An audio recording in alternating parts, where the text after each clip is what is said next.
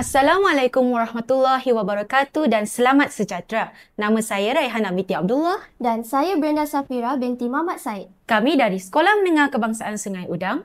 Hari ini kami akan bawakan satu tajuk yang penting dalam bab sejarah tingkatan 4 iaitu Pilihan Raya. Dalam bab ini kita akan mempelajari dua subtopik penting iaitu subtopik 8.1 Perkembangan Pilihan Raya dan subtopik 8.2 Proses Pilihan Raya Umum yang pertama. Sebelum kita mendalami setiap subtopik, kita mestilah faham dulu apa maksud pilihan raya. Pilihan raya bukan sekadar pergi untuk tanda pangkah dekat kertas undi tau. Sebenarnya ia merupakan asas kepada berkerajaan sendiri.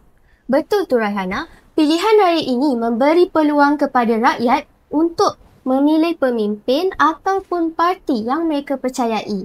Kiranya suara rakyatlah yang akan menentukan pentadbiran hala tuju pentadbiran negara. Brenda, kamu tahu tak?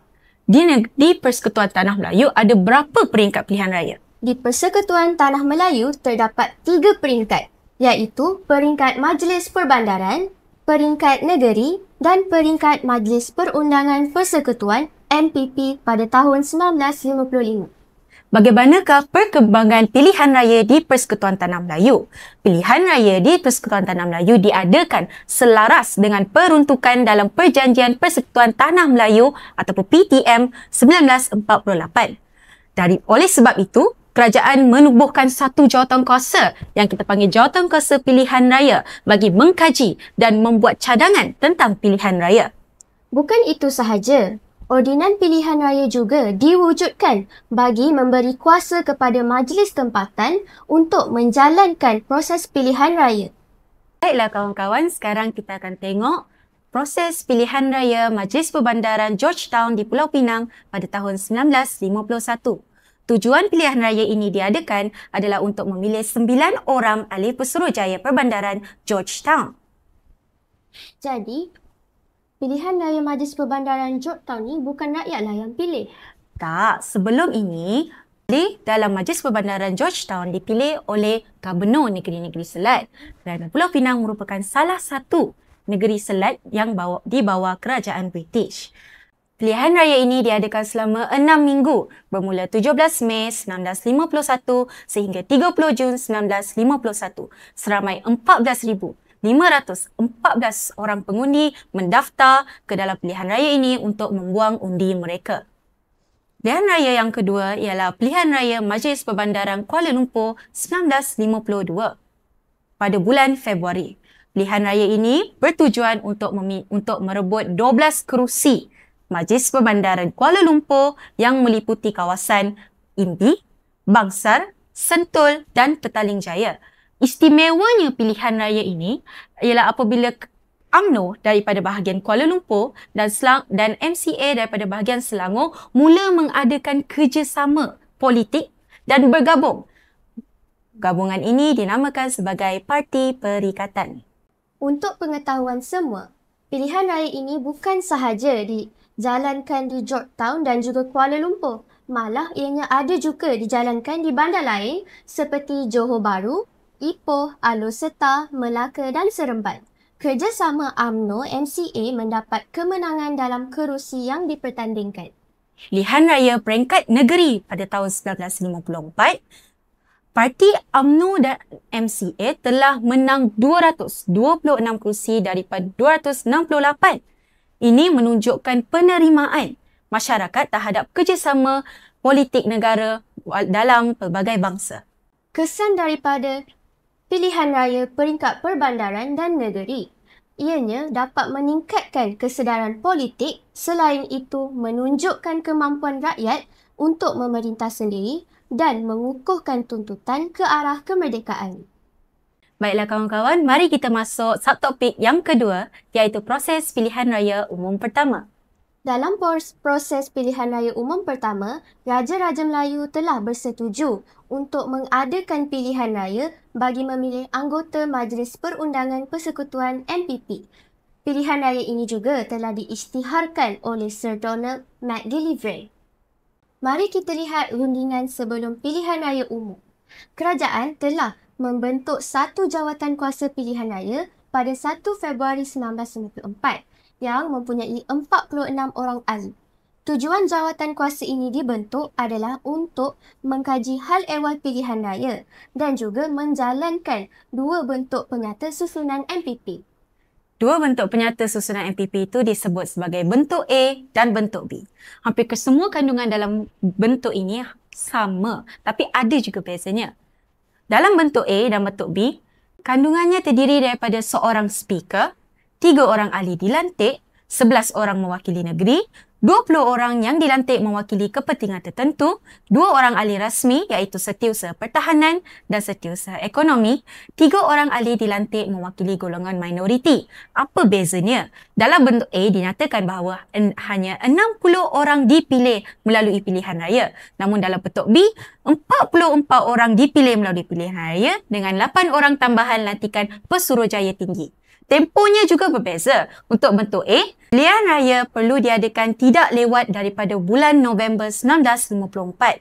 Tapi dalam bentuk B dikatakan bahawa pilihan raya tidak ditetapkan sebarang masa dan tarikh untuk menjalankannya. Tunku Abdul Rahman dan Parti Perikatan memilih bentuk A, sedangkan jawatan kuasa pilihan raya sendiri memilih bentuk B. Mari kita lihat antara peristiwa penting dalam tajuk pilihan raya iaitu rombongan ke London pada 21 April 1954. Rombongan ini dijalankan oleh Tunku Abdul Rahman bersama pemimpin lain iaitu Tan Cheng Lock, T.H. Tan, Dato' Abdul Razak Hussein. Tujuannya adalah untuk menyatakan hasrat bagi menentukan 3/5 ahli melalui pilihan raya. Anggota MPP ini hendaklah dipilih melalui pilihan raya di London dengan pertolongan Lord Oakmont. Tunku berjaya bertemu dengan ahli Parti Konservatif dan Parti Liberal.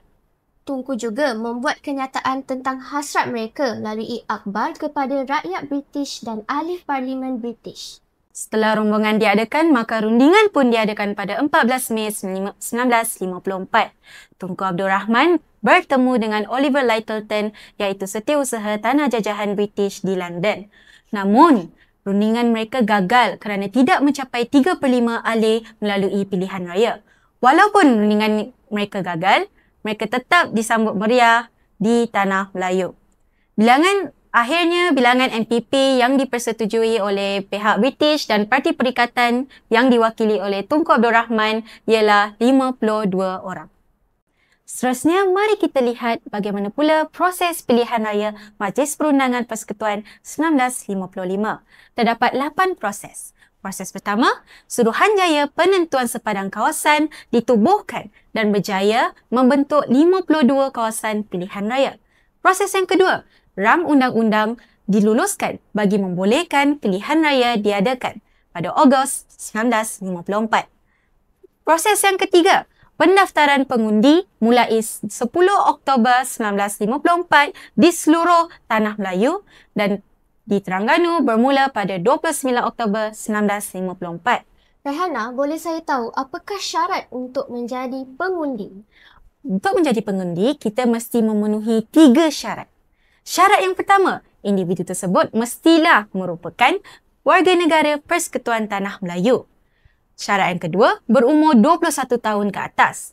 Dan syarat yang ketiga, individu yang tinggal di Persekutuan Tanah Melayu dalam tempoh 6 bulan terdahulu dari tarikh 17 Oktober 1954 atau 28 Oktober 1954 bagi negeri Terengganu layak untuk memohon sebagai pengundi.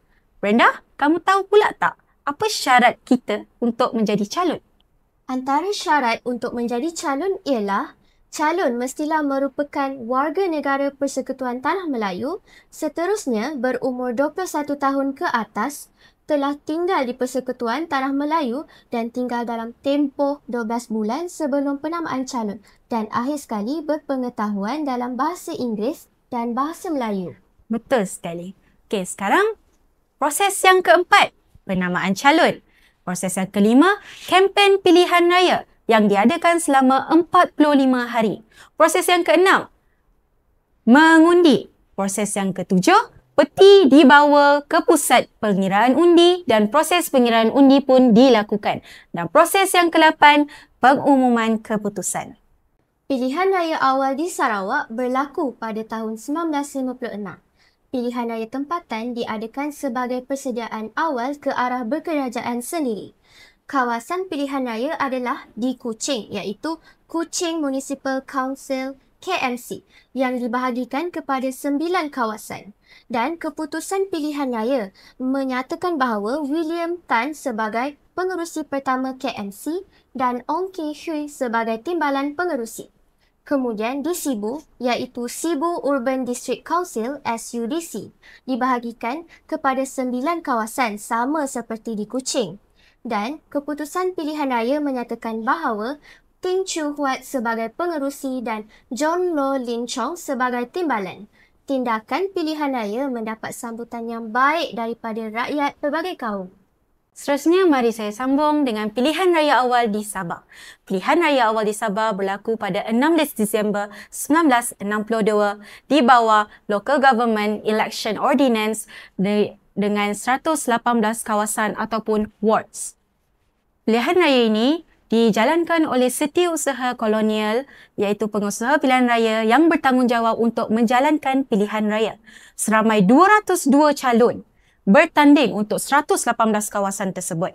Hasil daripada pilihan raya tersebut menyatakan Parti USNO memenangi 54 kawasan. Parti UMKOH memenangi 38 kawasan. Parti Bunak ataupun Borneo Utara National Party memenangi 29 kawasan dan Parti UNPNP memenangi 12 kawasan dan Bebas memenangi 4 kawasan. Pembahagian kerusi Majlis Borneo Utara pun dijalankan oleh Majlis Kebangsaan Perikatan Sabah. Parti USNO memenangi 8 kerusi, Parti UMKOH memenangi 5 kerusi, Parti Bunak memenangi 4 kerusi dan Parti UNPNP memenangi 1 kerusi. Baiklah kawan-kawan, mari kita tengok contoh-contoh soalan SPM iaitu soalan objektif. Soalan pertama, apakah syarat menjadi calon dalam pilihan raya Majlis Perundangan Persekutuan 1955? Roman 1, mewakili parti tertentu.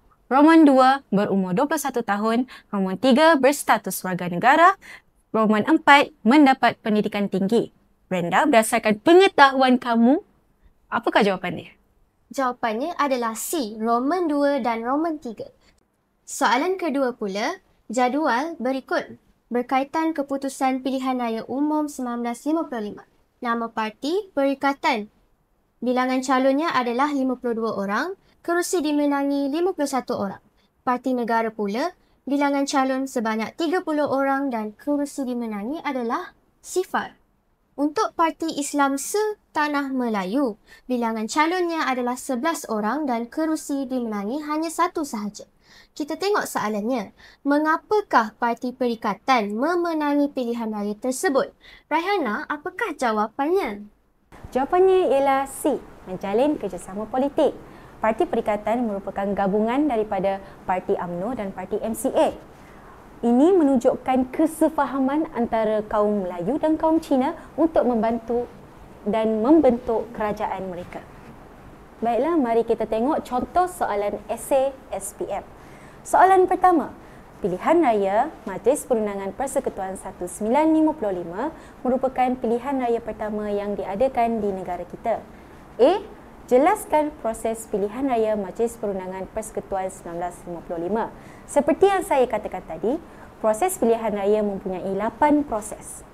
Proses pertama, penentuan sepadan. Ingat, penentuan sepadan. Jadi kerajaan menubuhkan satu suruhanjaya penentuan sepadan kawasan untuk dan berjaya membentuk 52 kawasan pilihan raya. Proses yang kedua, mestilah ada undang-undang. Jadi rang undang-undang diluluskan bagi membolehkan pilihan raya dijalankan. Proses yang ketiga, pendaftaran pengundi supaya adalah orang yang nak mengundi. Proses yang keempat, penamaan calon. Proses yang kelima, kempen pilihan raya yang dijalankan selama 45 hari. Proses yang keenam, hari mengundi. Proses yang ketujuh, peti undi dibawa ke pusat pengiraan undi. dan proses proses pengiraan undi dimulakan. Dan akhir sekali, pengumuman keputusan. Itulah jawapannya. Mari kita lihat soalan yang kedua, iaitu terangkan syarat-syarat untuk menjadi calon dan pengundi dalam pilihan raya tersebut.